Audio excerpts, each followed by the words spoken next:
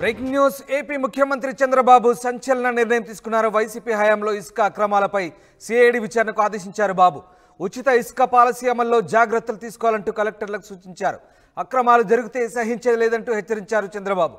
ఇసుక అక్రమాలను చూస్తూ ఊరుకుంటే కలెక్టర్లకు కాల్ బ్యాక్ చేస్తానంటూ సీరియస్ వార్నింగ్ ఇచ్చారు. ఇసుక రవాణా ఛార్జీల్లో సమస్యలు వస్తున్నాయని చంద్రబాబు వ్యాఖ్యానించారు.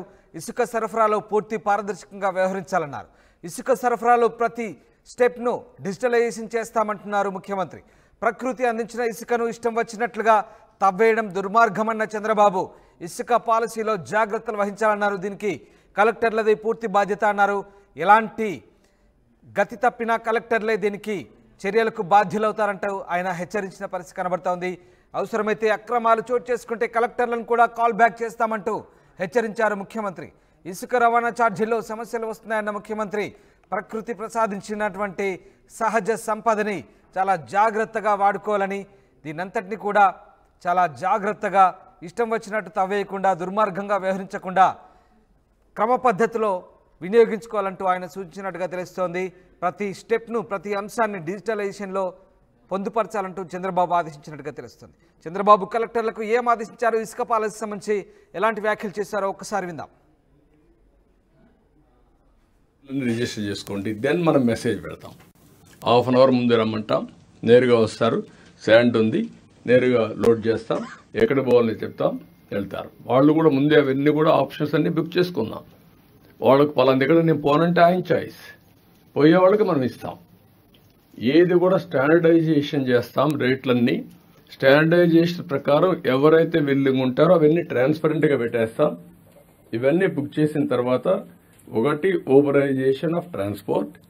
అవసరమైతే ఆ వ్యక్తి రావాలంటే పలానా రోజున మీకు దొరుకుతుందంటే వచ్చి ఆయన వెహికల్ అయినా పోవచ్చు, లేకపోతే లారీలో కూర్చొని ఇంటికి తీసుకుపోవచ్చు. We don't have any objection. Check చేసుకోమనండి.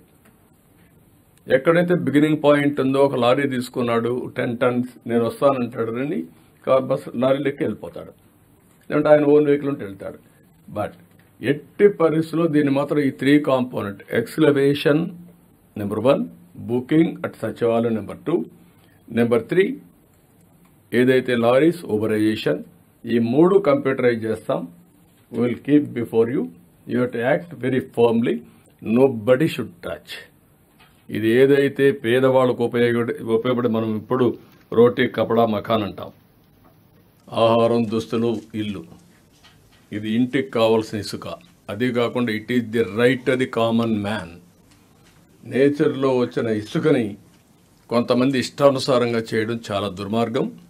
పోయిన గవర్నమెంట్ చాలా జరిగాయి. దానిపైన కూడా ఇప్పటికే ఎన్క్వైరీలు జరుగుతున్నాయి. కడాన సుప్రీంకోర్టు చెప్పినా భయపడలేని పరిస్థితికి వచ్చాం. ఇమ్యూనిటీ దానికి కూడా సుప్రీంకోర్టును కూడా మభ్య పెట్టడానికి తప్పుడు సర్టిఫికెట్లు ఇచ్చారు. ఒక విషయం మీరు గుర్తుపెట్టుకోవాలి, టెక్నాలజీ ద్వారా ఇన్వెస్టిగేషన్ చేస్తే అన్నీ దొరుకుతారు, ఎవడో తప్పించుకోవాలండి. అందుకే చెప్తాను, శాండ్ విషయంలో కూడా నో కాంప్రమైజ్. చాలా ఇర్రెగ్యులారిటీస్ వచ్చాయి. ఇప్పటికే అక్కడ కన్సర్న్ ఆఫీసర్ పైన యాక్షన్ తీసుకోమన్నాం. ఇప్పుడు నేను ఆర్డర్ చేస్తున్నా, సిబిసిఐడి ఎంక్వైరీ చేస్తాం. మొత్తం కేసునంతా ఎవరెవరు తప్పు చేశారో వాళ్ళందరినీ పనిష్ చేస్తాం. ఆ విషయంలో నో కోసం నో కాంప్రమైజ్. ఇక్కడ నేను మిమ్మల్ని కోరేది, మీరు ఎక్కడా రాజీ పడకుండా దీన్ని ట్రాన్స్పరెంట్గా ఎస్టాబ్లిష్ చేయమని మిమ్మల్ని కోరుతున్నా. దీనికి మనం వర్కౌట్ చేయాల్సిన అవసరం. అదే మాదిరిగా మినరల్ వెల్త్ కూడా దాన్ని ఏ విధంగా చేయాలని first preference industry, value addition, అవి కూడా వర్కౌట్ చేద్దాం.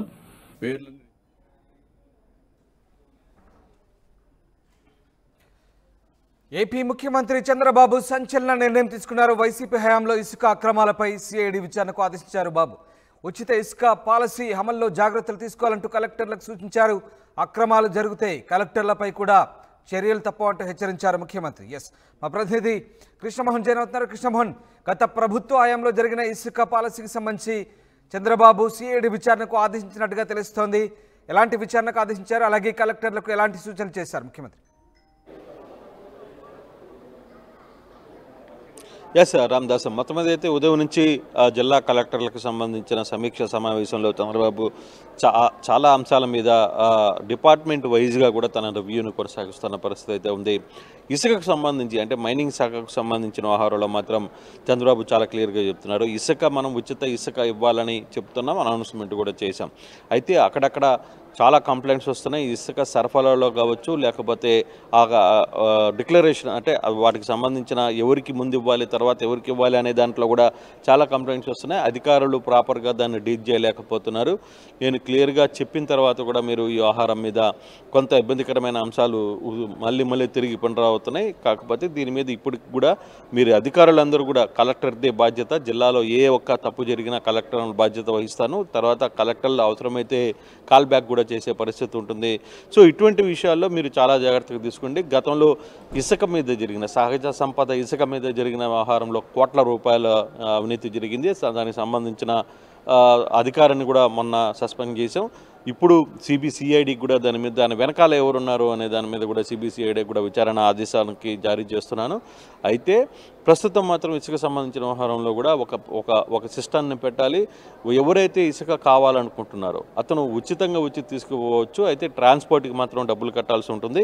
ఆ ట్రాన్స్పోర్ట్ కూడా ఎక్కడి నుంచి ఏ లొకేషన్ నుంచి ఏ లొకేషన్కి వెళ్ళాలి, ఇసుక పాయింట్ ఎక్కడ ఉంది, చేరాల్సిన పాయింట్ ఎక్కడ, అంటే తన ఇంటికి వెళ్తుందా లేదు ఇంకో దగ్గరికి తీసుకెళ్తున్నాడా, ఎక్కడికి వెళ్ళాలి అనేది దానికి సంబంధించి పాయింట్ టు పాయింట్ అయితే ఖచ్చితంగా మీరు ముందుగానే తీసుకోండి. వాళ్ళకి పలానా టైంకి మనమే మెసేజ్ ఇస్తాం. ఆ మెసేజ్ వచ్చిన ప్రకారం వాళ్ళు రావడం, దానికి ఆ పాయింట్ వరకే పేమెంట్ కడతారు. అదే లారీలో ఒక వ్యక్తి లారీలో రావచ్చు, ఆటోలో రావచ్చు, ఏ విధంగా వచ్చినా కూడా ఇసుక అయితే మాత్రం ఉచితంగా ఇచ్చే పరిస్థితి ఉంటుంది. సహజ సంపద కాబట్టి ఇది రాబోయే రోజుల్లో కూడా ఇప్పుడు నిర్మాణ రంగానికి మొత్తానికి కూడా గతంలో కనీసం నిర్మాణ రంగాలకు కూడా ఇసుకేయకుండా ఆపుకొని మొత్తం ఇతర రాష్ట్రాలకి అమ్ముకున్న పరిస్థితి అయితే చూసాం. కొన్ని కోట్ల రూపాయలు గోల్మాల్ జరిగింది అనేది కలెక్టర్ సమావేశంలో చెప్పారు. చాలా క్లియర్గా చాలా అంశాల మీద మాట్లాడుతున్నారు చంద్రబాబు.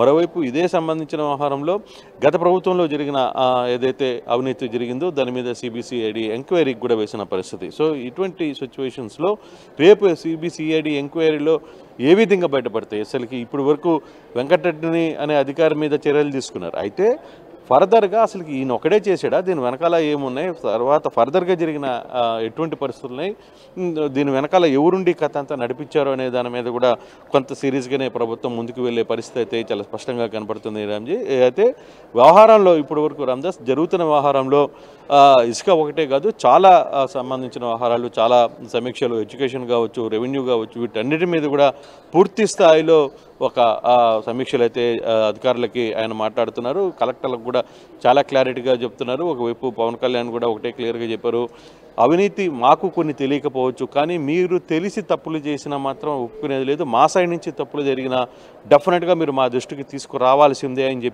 చెప్పిన పరిస్థితి. సో ఇటువంటి